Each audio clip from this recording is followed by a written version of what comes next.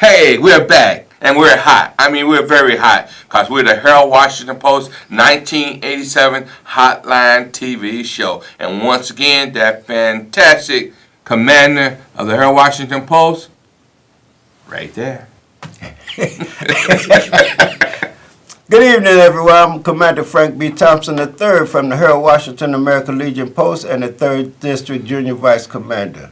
And we're here, like every week, to tell veterans about ourselves and about the situations, how we could help them and stuff like that, and also to let them know about the history of the American Legion.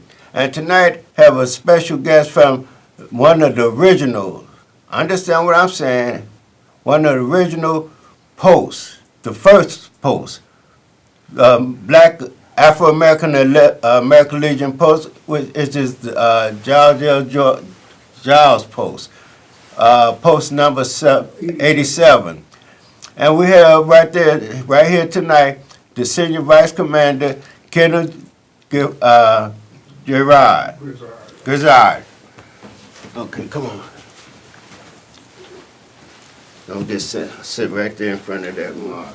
All right. Pull yourself up. Welcome to the show, Commander. All right, thank you. And let's talk a little bit about yourself. Tell us about who you are and how you got involved with being a commander. Well, I'm a senior vice commander, but I'm Kenneth Grissard. I'm the senior vice commander of Post 87 at George L. Giles. I'm also the sergeant of arms of the 3rd District. So I kind of hold many hats. Okay. I was also the scoutmaster at George L. Giles Post. Inadvertently, we have lost a whole community. So, but I still hold that position. Okay. Now, the history of George L. Giles is very interesting and fascinating. George L. Giles is named after 2nd Lieutenant George L. Giles, who enlisted in the Illinois National Guard at age 16. And he fought in the units in France. My father also fought in those units. Wow.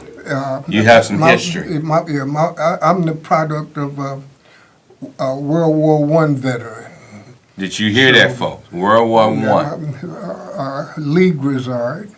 He was Sergeant Headquarters Company 365th Infantry Division, and they fought in France also. Wow. So George L. Giles was killed in October of 1918. George B. Dickerson served with George L. Giles, and he is the founder of George L. Giles Post. Mr. Dickerson has a very distinguished history. He was one of the first African American to graduate from University of Chicago Law School. He later on became an alderman, and was that any kin to the Giles families? No, he had just something served. Different. He served with George L. Giles. Oh, okay. So our history goes. We got our charter in August of 1919. This is just 1 year after 1919. So we are approaching our centennial, our 100th year in 2019. We are planning massive festivities for that. Let me ask you a quick question. Yes, sir. How was it that at the age of 16 he was allowed to go into the military? Well, he, like many people of that era, with very little opportunity looking at them, and they kind of falsified their documents, their ages. Yes. And many were born by way of midwife. Okay. So and there was no records. Have a physical birth certificate. Okay. So if you looked healthy and you looked able-bodied, you were Able to get able to. into the service. Many people did that of both ethnic, it wasn't restricted just Okay. blacks. Okay. Um, Hey, we got a caller. oh, yes. Go ahead, caller.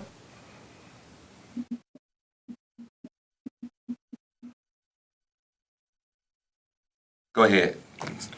Okay. And we also have the unique. Go ahead. You're on the air. Oh, good evening. How you doing now? Great. That's good. This is Minister Robert Ford Plump, the beloved son of the Honorable Mayor Harold Washington. Okay. It's a blessing, an honor, and a privilege to see you there, Brother Comrade. I was just calling in to give you a positive reflection of it is indeed an honor and a privilege to see that you all are about the business of the veterans for us all, and also to promote the Honorable Mayor Harold Washington Peace Parade. And I wanted to know if you and the comrades and the commanders from the 3rd District is going to be supporting Mayor Washington Parade on Saturday, April 15th, 2017, which is peace, love, and unity in the community. Help to stop the violence, robbing, stealing, and killing, and help save our children. Well, as far as I understand, fellow Conrad, I think that's part of our mission. So that's a no-brainer. Hallelujah. Well, that's a blessing. I was wondering too if you still had the advertisement that we had conveyed to you about the parade, the peace parade, and the activities and the comrades. Well, right now, we would have to get that from you again. So until next time, thanks for calling in. Go ahead, sir.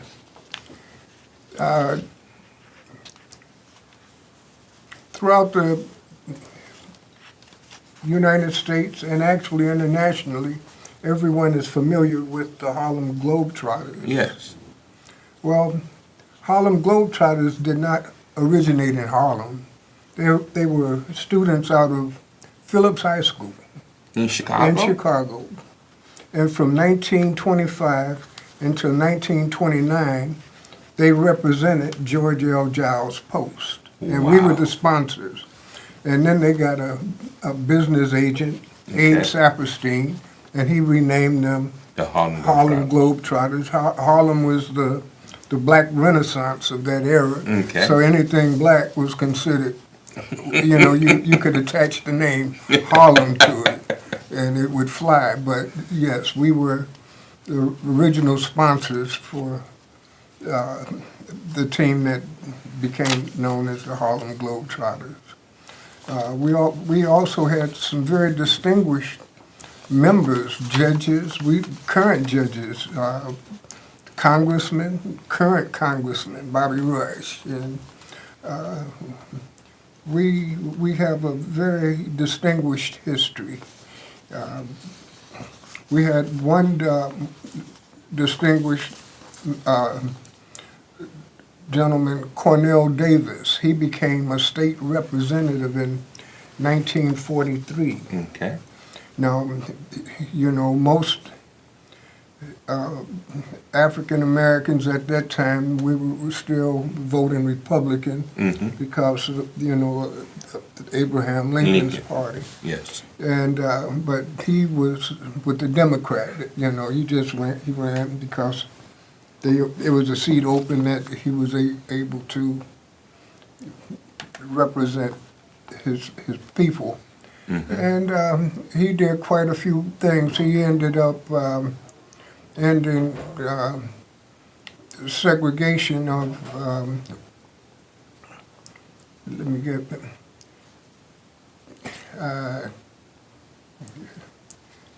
at the university, I don't want to state it incorrectly, I'm going to back up off of that, but his history was very instrumental for a lot of civil rights that were hard fought and hard to get during that era. So I'll leave it at that for now.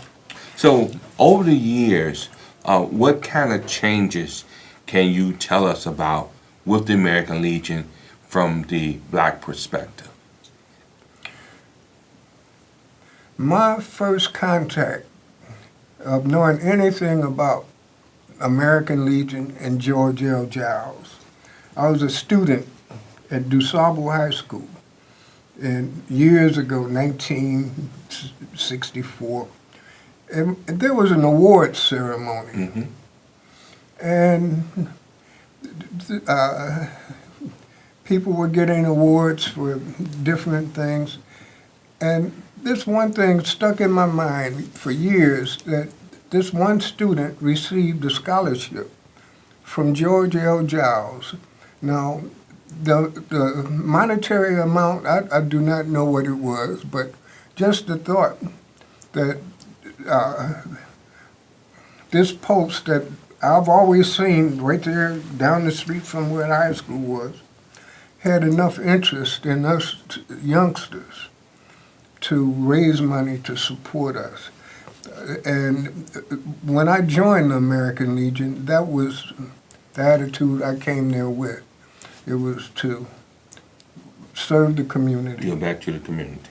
And myself and a couple of others from my post, Mr. Ernest Kelly, who is the commander of the 3rd District. Could you lay out the geographical area that comprised of the 3rd District, of the Giles location, that post? We're located at 5745 South State Street. Now, we probably have the unique distinction to be one of the few remaining buildings in that era, because as you know, previous years we were amidst the Robert Taylor housing complex, which has now gone under for redevelopment, and that our community, other than previous members, has just about vanished. So we, like many other posts, we are suffering from attrition. Most of our veterans are World War, I would say Korean War, Vietnam era. We have very few Gulf War era, Desert Storm, and we're reaching out to these guys because we're not asking anything of them. We're here to serve them. Well, why is it so hard for the various American Legion posts to attract this generation? The generation before this generation, as well as this generation that goes off to war and come back. I've been trying to analyze that, and it's been very perplexing, because it seemed like these are the guys that would need our services the most. Yes. You know, during Vietnam, which is the era in which I served, it was two tours would have been almost extraordinary. I listened to stories of these guys going 8, 9, 10 deployments, and their lives is catastrophic. Yes. High divorce rate. Oh, high suicide rate. High suicide rate. Yes. And you know, the government has opened up many support for the veterans, but to get them to come in and take advantage of those has been what we are struggling to do. Now, what is it about your post that has given you guys longevity? That's an easy one. The comradeship that we have amongst ourselves, it's infectious. We're very open. You would think that we're not exclusively a black post. We are an American Legion post, but we're open to all. And all are welcome. Mm-hmm. And we have that attitude to anyone that comes to our post. Well, when we say that your post is open, because we're all soldiers, That's and exactly we right. don't make a distinction in color. That's Because correct. we all, when we get shot on the battlefield, everybody's blood is red. Exactly. Okay, and so thank God we have enough sense to understand that. Now, what are some of the good things that your post does for the community? Oh, we feed veterans during certain times of the year. We have we distribute clothes and food throughout the year, and we are available to host for weddings and repasses in the community, and we're pretty much open to the public and community. They need not be a member to visit our post. Okay. Now, you say you're a sergeant of arms for the 3rd District. That's so correct. what do that entail? What's your responsibility? Now, I mean, do you have a whip or a bat?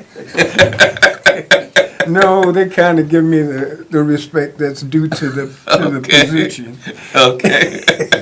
So that's not needed. You ain't got to shake them soldiers in line, do you? No. Very, very rarely are my services required. Okay.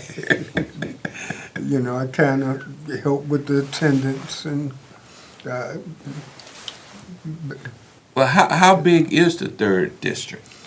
Oh, I don't. It's about 70. How many posts? 19 posts. 19 posts. American Legion posts. And I noticed that geographically, some of the posts are close to each other in Well, distance-wise. No, not necessarily. Okay. Well, northern Illinois, basically, northeastern Illinois. Mm-hmm. And I think the commander might be able to give you a little more specific geographic information on how many posts. What area that would consist of. And out of these 19 posts, would you say that the membership is sort of the same? Well, no. Or some have more growing? Many are suffering from the same generational problems that we are having of getting new recruits. But some posts have a little higher tradition Mm-hmm.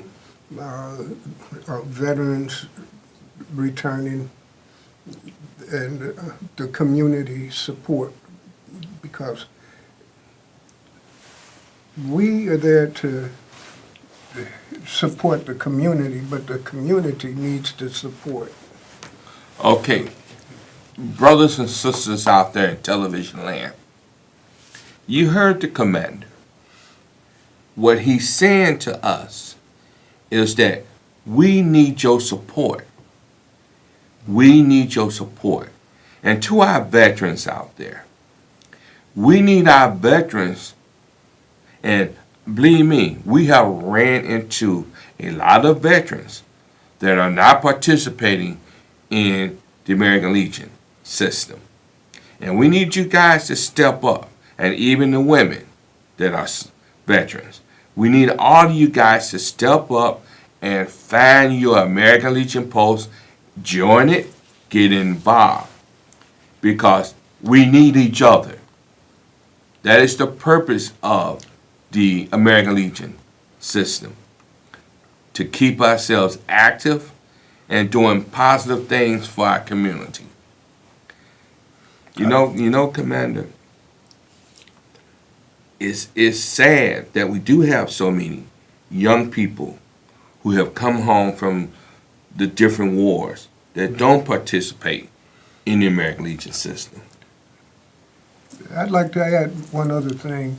Some of the posts, some are more successful than others. Mm-hmm. And some, many times I wear things that show that I'm a veteran, and people come to me and say, "Thank you for your service." Yes, I hear that a lot now. Many times I have to turn around and I said, "Did you have a family member who was in the service? You made sacrifices also. We thank you for your service, your contribution." Mm-hmm. Now, you do not have to be a veteran in order to be involved with the American Legion Yes. Post, or you can be. We have auxiliary for the women's auxiliary. By the way, we do accept women veterans in our regular membership, so it's not exclusively male. You know, we Mm-hmm. have, and we do have. And what about leadership? The leadership is only restricted to the vote. Okay. It's- So women can be officers of And- any American Legion post. And not just American Legion Post, Moffett Point Marine, for example, they have a female commander. Okay. So In the state of Illinois. in the state of Illinois. So there are other things also. Some posts, they have what they call Sons of American Legion. And what is the son of the American Legion? All that's required of them is to have a family member who have served active duty, honorably discharged, and they can join it as a type of an auxiliary. Now, what do they actually do? I mean, that's what I don't understand. You got the daughters and the sons of the American Legion. What do they do? Well, some of the American Legion posts that have a physical facility, because it's not necessary for all posts to exist, to have a physical building. Mm-hmm. But those that do, those auxiliary and Sons of American Legion are quite instrumental in keeping fundraisers and maintenance and day-to-day operation of those facilities. Okay. And it's quite an asset to those posts that have those auxiliary and Sons of American Legion posts. And I think we need to push that a little harder, where you don't necessarily have to be honorably discharged veteran in order to partake in our activities. We also recognize outstanding students in the community. We give out awards to students for We're getting that signal. We want to let you know that the boots still march for the veterans, for the homeless veterans out in Fort Heights. And not only that, we want you to know that if you are a veteran and your loved ones are incapacitated, close to death, you need to make sure you know where the DD-214s are located, because we got an issue where one of our comrades' brother died and they cannot find a DD-214. So please, we want to thank our technicians out there. Until next time, Commander, thank you. Thank you for having me. Hotline to next week.